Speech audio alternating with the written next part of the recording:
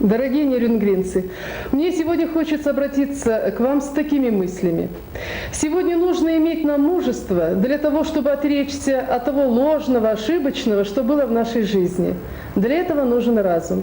Но этот же разум нам нужен для того, чтобы не вместе с этим совсем не отринуть и то самое святое, доброе, человечное, сердечное, что выработано с годами, с веками в нашей жизни.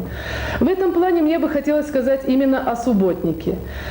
Ведь мысль всем миром выйти на помощь, она отработана веками. Это народные традиции, а вовсе не рожденные только Великим Октябрем. Поэтому сегодня отношение к субботникам у нас в стране и в городе, мы сегодня это заметили, разное. Хотелось бы обратиться к уважаемым нерюнгринцам с мыслью о том, что вычистить наш город, сделать его добрым, чистым и светлым – это наша с вами общая задача. Ну что, субботник продолжается сегодня. Значит, вот мы собрались на первое подвести итоги. На сегодняшний мы имеем в пределах, которые нам передали, уже 90 тысяч рублей, которые заработаны и будут перечислены в разные фонды. Окончательно мы будем иметь данные, это в понедельник, в 16 часов, конкретные данные. Но хотелось бы отметить о том, что погода действительно нам испортила. По благоустройству практически мы не смогли поработать в городе. Работают люди на своих местах. Но я прошу всех жителей города в следующую субботу, как и было принято раннее решение, выйти всех и привести наш город, умыть его и подготовиться к празднику. У нас, кроме этого субботника, объявлен двухмесячник, значит, по благоустройству города.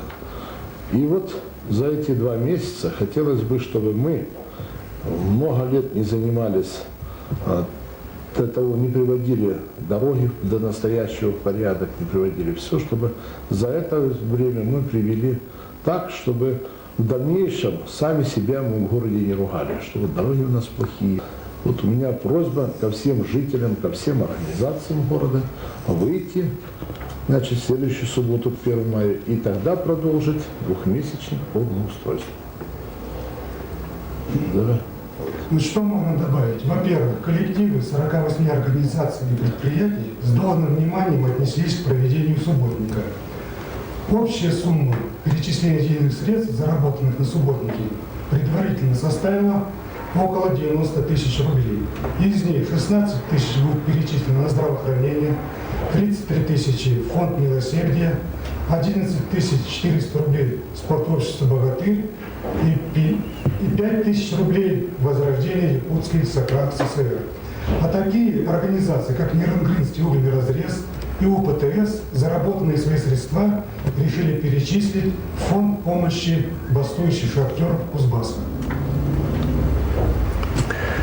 Ну а я, пользуясь случаем, хочу обратиться к нерюнгринцам с просьбой перечислять заработанные средства на субботники в новый фонд, который открылся в нашем городе. Это фонд развития культуры.